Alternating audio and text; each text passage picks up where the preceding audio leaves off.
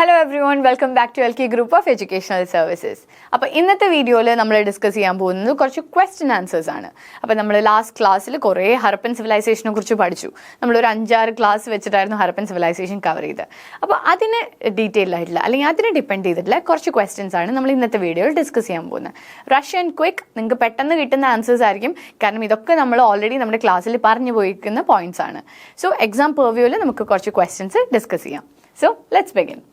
Harappan civilization, question and answer session. First question, what is the alternative name for the Harappan civilization? Harappan civilization എന്നുള്ള പേര് നമുക്കറിയാം, പക്ഷെ Harappan civilization എന്നല്ലാതെ വേറെ എന്താണ് അറിയപ്പെടുന്നത്? ഓപ്ഷൻസ് ആ Mesopotamian civilization, Indus Valley civilization, Egyptian civilization and Chinese civilization. നമുക്കറിയാം ഇതൊന്നും മെസപ്പൊട്ടോമിയൻ സിവിലൈസേഷൻ എന്ന് പറയുമ്പോൾ നമുക്കറിയാം മിഡിൽ ഈസ്റ്റ് ആ ഏരിയയിലേക്ക് പോയാൽ മതി. ഈജിപ്ഷ്യൻ സിവിലൈസേഷൻ എന്ന് പറയുമ്പോഴും അതൊരു സർട്ടൻ പ്ലേസ് ആണ്. ചൈനീസ് എന്ന് പറയുമ്പോഴും നമുക്കറിയാം നമ്മുടെ തലയ്ക്ക് മേലെ നിൽക്കുന്ന വേറൊരു സ്റ്റേറ്റിൻ്റെ സിവിലൈസേഷൻ ആണ്. അപ്പോൾ നമുക്കറിയാം ഹരപ്പൻ സിവിലൈസേഷനായിട്ട് കണക്ട് ചെയ്യുന്ന ഒരൊറ്റ സിവിലൈസേഷൻ ഉള്ളൂ, that is Indus valley civilisation.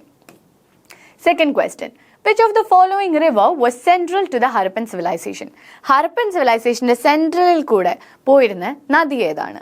Options ആ Nile river, Tigris river, Ganges river, Indus river. ഇപ്പോൾ ഗാഞ്ചസ് അല്ലെങ്കിൽ ഗംഗ, ഗാഞ്ചസ് എന്നൊക്കെ പറയുന്ന റിവർ വേണമെങ്കിൽ നമുക്ക് കണക്ട് ചെയ്യാം, കാരണം അതും നമ്മുടെ ഇന്ത്യയിലുള്ളതാണ്.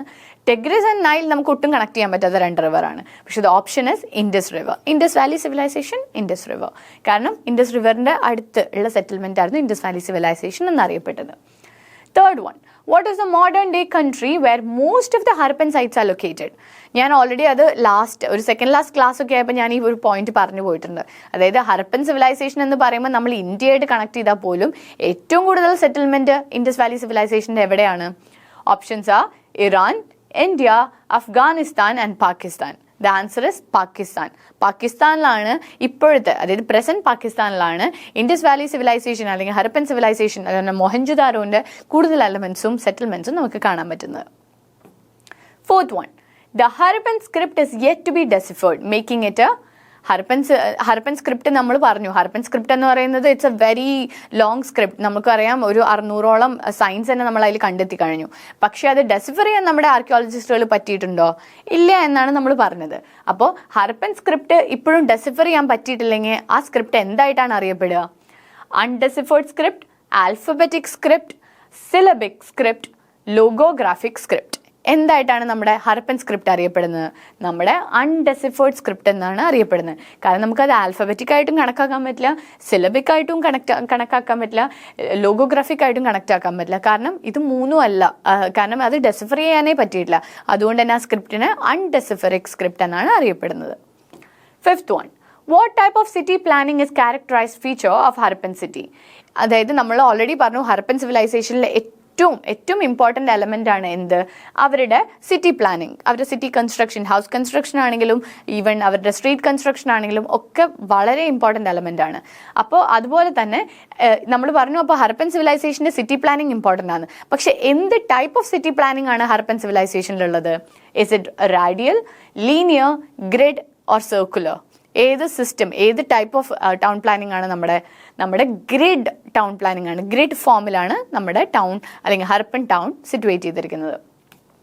6th one, which animal is prominently featured in Harappan art and seal? ഏറ്റവും കൂടുതൽ നമ്മൾ പറഞ്ഞു സീലുകളിലൊക്കെ കുറേ ആനിമൽസ് ഉണ്ടെന്ന് നമുക്കറിയാം, പല ഇതുകളിലും ആനിമൽസിൻ്റെ സിമ്പിൾസ് യൂസ് ചെയ്തിട്ടുണ്ടെന്ന് അറിയാം. പക്ഷേ ഏറ്റവും കൂടുതൽ യൂസ് ചെയ്തിരിക്കുന്ന സിമ്പിൾ അല്ലെങ്കിൽ ഏറ്റവും കൂടുതൽ യൂസ് ചെയ്തിരിക്കുന്ന ആനിമൽ ഏതാണ് സീൽസിലും സിമ്പിൾസിലും?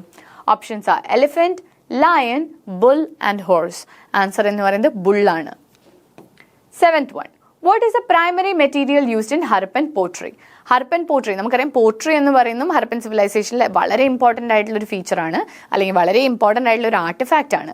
പക്ഷേ ഏറ്റവും കൂടുതൽ എലമെൻറ്റ് അല്ലെങ്കിൽ ഏറ്റവും കൂടുതൽ പോട്രി നമ്മൾ എന്തിൽ നിന്ന് ഉണ്ടാക്കിയിട്ടാണ് കണ്ടിരിക്കുന്നത്? ബ്രോൺസ് ആണോ, ടെറക്കോട്ടയാണോ, മാർബിൾ ആണോ, ഒബ്സീഡിയൻ ആണോ? ഏതാണ് നമ്മൾ ഏറ്റവും കൂടുതൽ കണ്ടിരിക്കുന്നത്? The options are bronze, terracotta, marble and obsidian. Answer എന്ന് പറയുന്നത് ടെറക്കോട്ടയാണ്. ടെറക്കോട്ടയിലെ പോട്രീസ് ആണ്, അതേപോലെ സീൽസ് ആണ് നമ്മൾ ഏറ്റവും കൂടുതൽ ഹരപ്പൻ സിവിലൈസേഷനിൽ കണ്ടെത്തിയിരിക്കുന്നത്. 8th question, the great bath is A significant structure found in which Harappan city?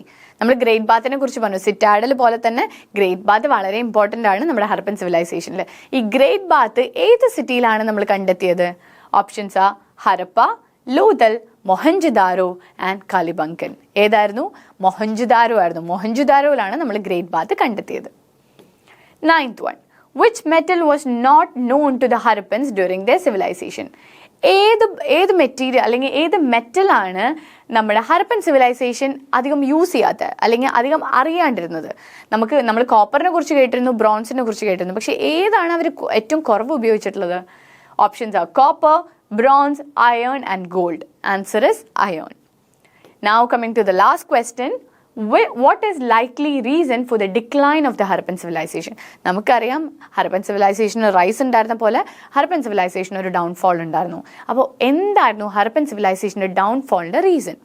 Options A invasion by foreign powers, natural disaster, climate change, all of the above. ഇതിൽ ഓൾ ഓഫ് ദി അബവ് ആണ്. കാരണം climate change വന്നിരുന്നു, അതേപോലെ തന്നെ water scarcity വന്നിരുന്നു ഒരു ടൈമിൽ എന്നാണ് ആർക്കിയോളജിസ്റ്റുകളുടെ ഒരു ലാസ്റ്റ് കൺക്ലൂഷൻ. അതേപോലെ തന്നെ നാച്ചുറൽ ഡിസാസ്റ്റേഴ്സ്, എത്ര ഫ്ലഡിനെ പ്രിവെയിൽ ചെയ്യാൻ വാൾ ഉണ്ടാക്കിയിരുന്നെങ്കിൽ പറഞ്ഞാൽ പോലും ഫ്ലഡ് ഉണ്ടായിരുന്നു എന്ന് നമുക്ക് ആ വാൾസിൽ നിന്ന് മനസ്സിലാക്കാം. പിന്നെ ഇൻവേഷൻ ബൈ ഫോറിൻ പവേഴ്സ്, കാരണം ഇൻഡസ് വാലി എന്ന് പറയുന്നത് എല്ലാ രീതിയിലും ഫ്ലറിഷ്ഡ് ആയിരുന്നു. ഡെവലപ്മെൻറ്റ്, അതേപോലെ എലമെൻസിന് എലമെൻറ്റ്സ്, അവർക്ക് ബാക്കി ഇതുകളിൽ നിന്ന് ഇൻവേഷൻസ് വരാനുള്ള എല്ലാ എലമെൻറ്റ്സും ഇൻഡസ് വാലി സിവിലൈസേഷൻ ഉണ്ടായിരുന്നു. അതുകൊണ്ട് തന്നെ അതും ആയിരിക്കാം എന്നാണ് ഡിക്ലൈന് റീസണായിട്ട് നമ്മുടെ ആർക്കിയോളജിസ്റ്റുകൾ പറയുന്നത്. So answer is all of the above.